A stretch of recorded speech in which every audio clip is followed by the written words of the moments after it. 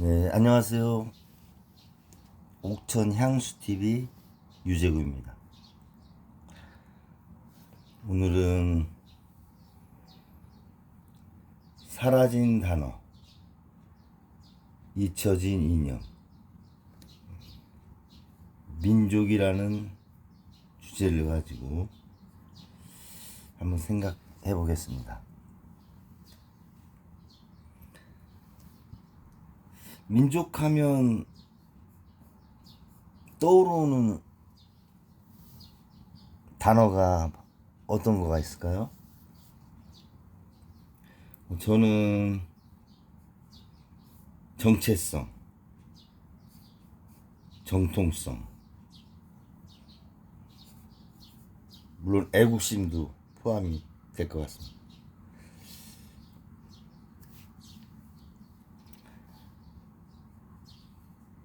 그리고 민족의 어르신 김구 선생님,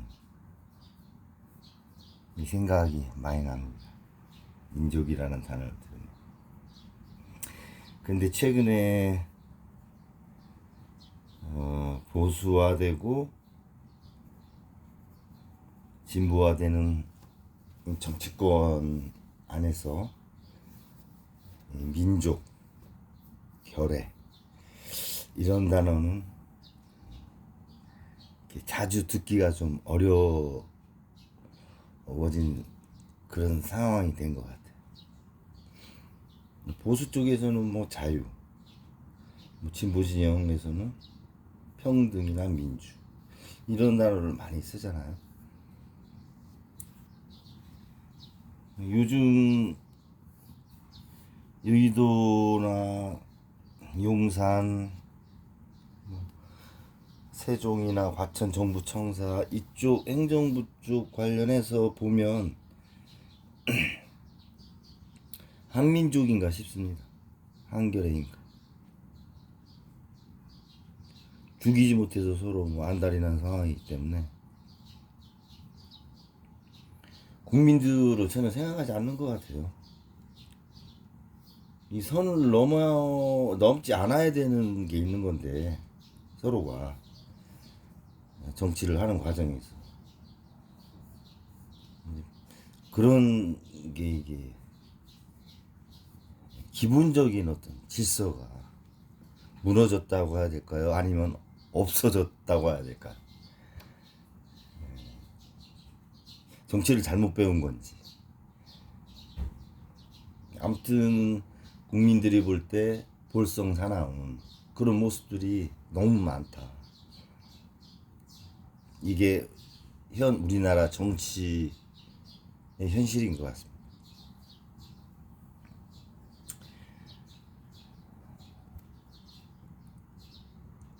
우리를 하나 되게 하는 말이 있죠. 민족도 우리를 하나 되게 하죠. 진보나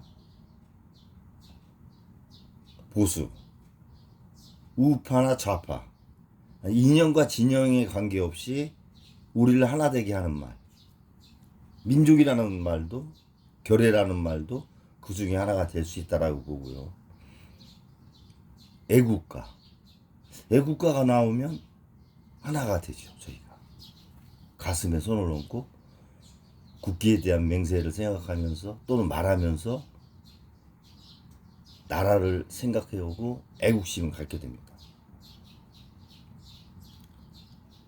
독도도 그런 하나 되게 하는 말 중에 하나인데, 지금은 과연 우리를 하나 되게 하는 말일까? 동해를 일본해로 표기를 해도 손명수 하나 내지 않는 그런 정부. 과연 독도가 우리를 하나 되게 하는 말일까라는 데에는 약간 물음표가 있습니다. 독도를 사랑하는 마음은 다 갖고 독도가 우리나라 영토라고 하는 데에는 이견이 없겠지만, 거기에 대응하는 자세나 생각 이런 것들을 보면 또 다른 면이 있다 이렇게 봐지는 거죠. 그리고 월드컵 할 때 그 축구공 하나, 그 하나에 전 국민이 하나가 되죠.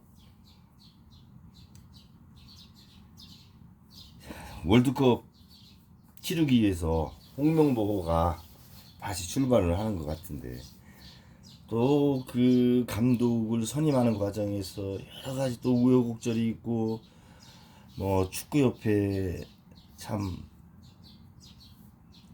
정치를 하는 곳이 아닌데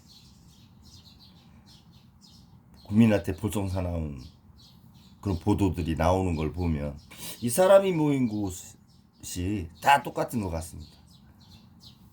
좀 안타까운 상황인데요. 어떻게 보면 이 월드컵 공만도 못한 취급을 받는 게 아니냐, 민족이라는 단어가.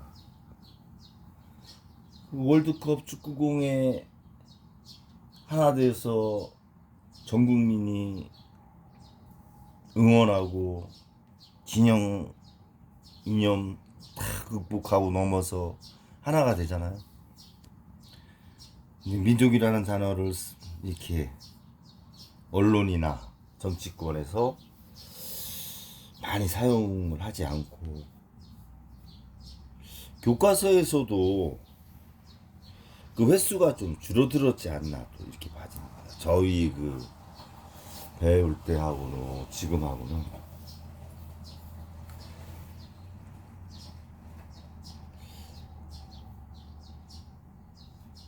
사실 그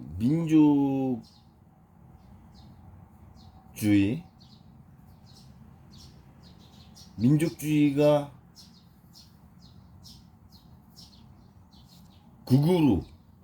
극단으로 치달은 게 제국주의가 된 거죠. 그래서 독일, 일본이 2차 세계대전이 원인 제공이 된 것이고요. 민족주의는 사실 공동체를 중요시하는 그런 바탕이 있죠. 민족이라고 하는 공동체. 국수적이고 배타적이고,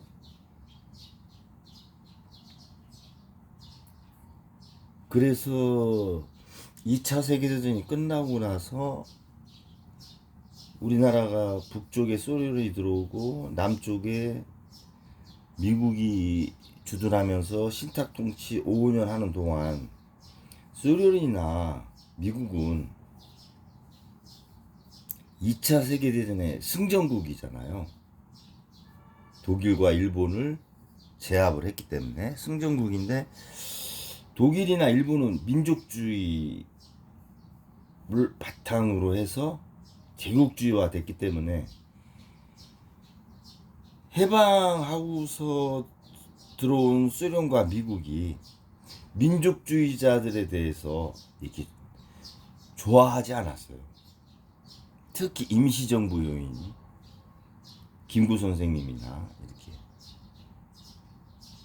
그 북쪽에서도 조만식 선생님, 이런 민족주의자들이 대표성을 갖는 거에 대해서 이렇게 좋아하지 않고 선호하지 않았습니다. 그런 면에서 영훈영 선생님도 예외가 아닌 거죠. 두 분 다 암살이 되셨고,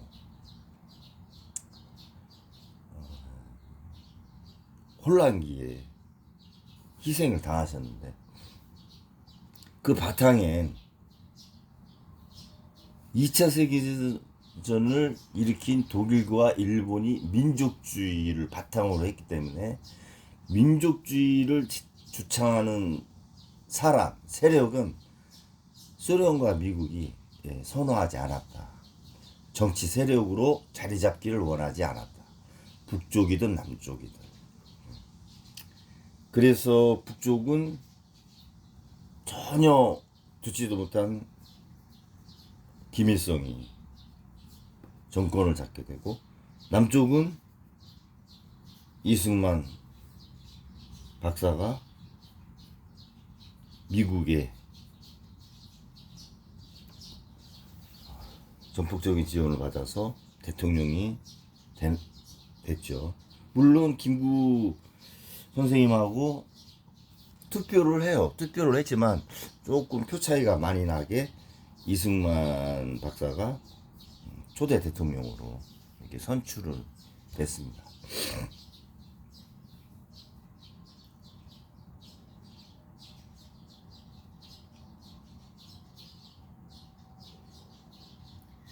지금 보수 정권이라고 저는 이렇게 말을 하기 곤란한데, 현 정부는 이념이 없다, 저는 이렇게 생각해요. 어떤 정체성이 없는 정부다. 좌든 우던 또 보수든 진보든 그런 개념이 없는 정부, 정체성이 없는 정부다, 이렇게 생각이 들어요. 국정 지표라든가 외교, 안보, 정치, 경제 여러 분야에 걸쳐서 행하는 걸 보면 보수의 정통성을 갖고 있는 것도 없고 진보의 전통성을 갖고 있는 것이 없다. 전반적인 공약이나 이념 이런 면에서 보면, 그러니 나라가 상당히 혼란한 겁니다. 주체성이 없는 거죠. 기둥이 튼튼하지 않으니까 이리 쏠리고 저리 쏠리고, 즉흥적이고, 외교도 그렇고, 정치도 그렇고, 경제도 그때 생각나면 던지고, 이런 거는 선진국에서 있을 수 없는 정권 형태죠.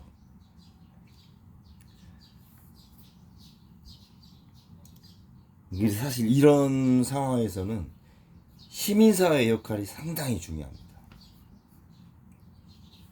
시민사회 역할이 중요한데, 사실 시민사회도 그동안 공동체 위주로 공동체의 권익을 보호하고 육성하는 그런 쪽으로 많이 역할을 했어요. 시민사회 자체가. 그런데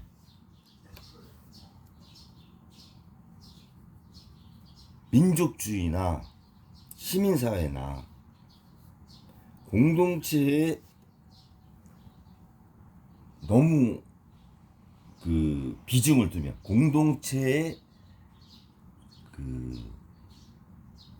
존재, 공동체의 존재성에 대해서 너무 비중을 두면, 공동체의 연대감에 너무 비중을 두면 개인의 존엄성, 공동체를 구성하는 개인의 존엄성이 좀 약화될 수 있죠. 무시되거나. 그러면 사회적인 양극화, 경제적인 양극화, 정신적인 양극화가 생길 수 있어요. 이 공동체 안에서 개인들 간에.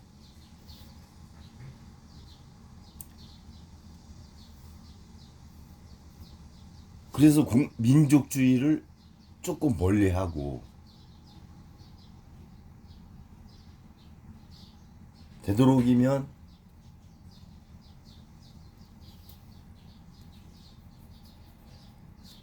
자유와 평등, 민주, 이런 개념을 가지고 정치를 이끌어 나가려고 하는 것이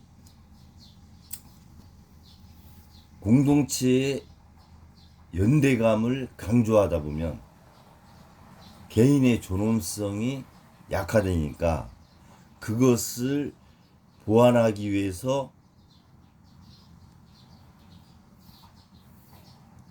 민족이라는 단어를 많이 안 쓰는 것 같아요. 또 다른 나라에서 볼 때도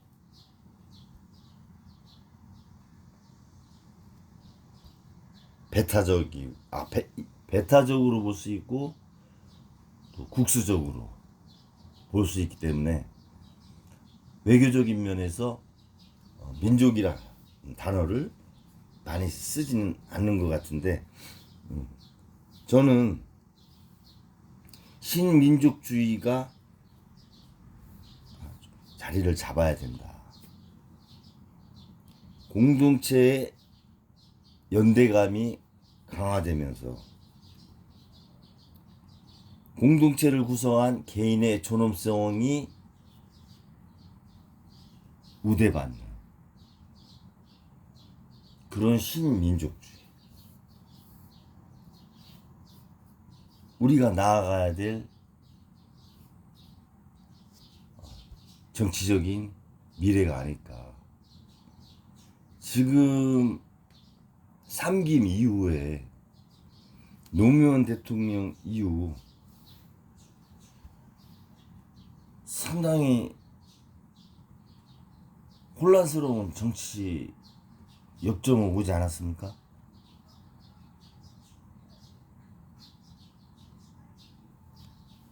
그 과정에서 민족이라는 단어는 배제됐다고 봐도 과언이 아니에요. 그러니까 노무현 정부, 참여정부 이후로 민족이라는 단어를 과연 중심에는 두지 못했어도 그나마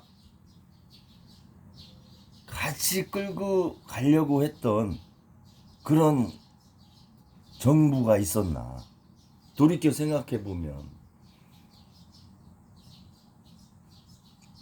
이명박 정부, 박근혜 정부, 문재인 정부, 지금 윤석열 정부.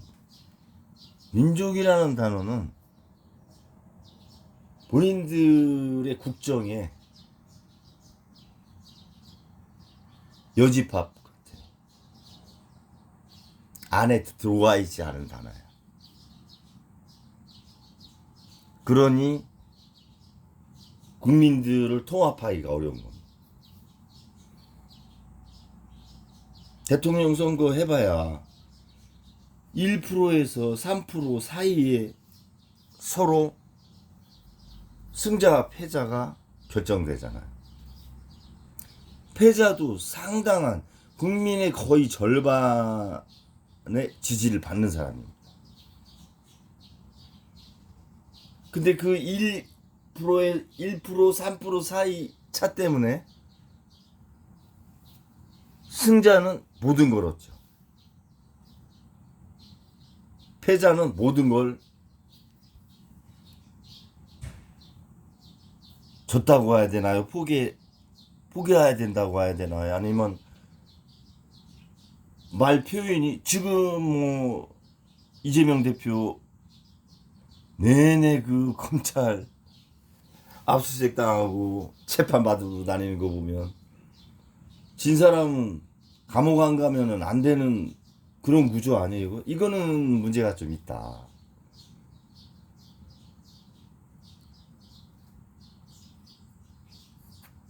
정권은 짧고 정치는 길다고 김영삼 전 대통령님이 말씀하셨어요. 저는 그 말에 동의합니다. 5년 임기 채우고 정상적으로 지금 있는 대통령이 있어요. 문재인 대통령 물론 감옥은 안 갔지만 당시 집권할 당시에 하셨던 정책이나 여러 가지 것 때문에 많은 비판을 받고 있잖아요. 현 정부의 탄생, 원죄가 있는 거 아니냐.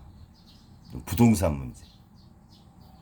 검찰 개혁을 안 한 문제, 뭐 여러 가지 지금의 현 상황에서 나타나는 거에 대한 원죄가 문정권에서 있다 이렇게 보는 거에 대해서 대부분의 사람들이 많이 공유를 하고 있거든. 어떻게 보면 사실 그 당시가 더 많이 갖고 있었잖아요, 의석을. 180석. 근데 해야 될 걸 명확하게 하지 않았기 때문에 지금 국민들이 너무나 많은 고통을 겪고 있는 거 아니야. 정치권의 권력 싸움 때문에. 그리고 2,500명 검사들이, 물론 다 그분들이 나쁘다는 건 아니지만 그 중에서 1%, 250명? 아니 250명도 아닐 것 같아요. 저는 이 25명이 이 나라를 움직이고 있다 이렇게 봐요. 5천만 국민을 0.1%인 25명이 0.01%인가요? 움직인다?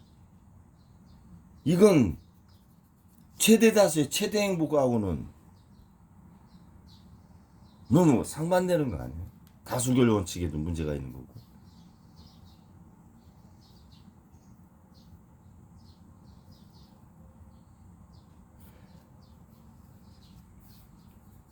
민족이라는 생각을 하지도 않고 개념도 없습니다. 해야 돼요. 정치권에서.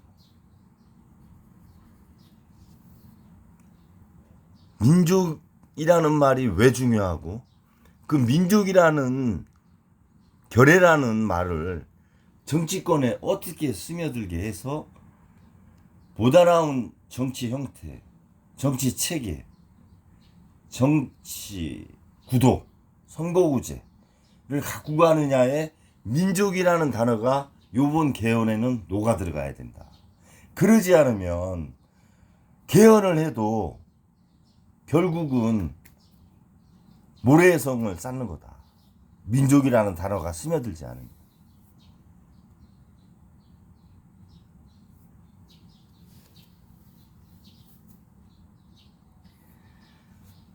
연일 장마가 계속돼서 비가 많이 와서 피해도 많고 인명 사고도 있는 것 같습니다.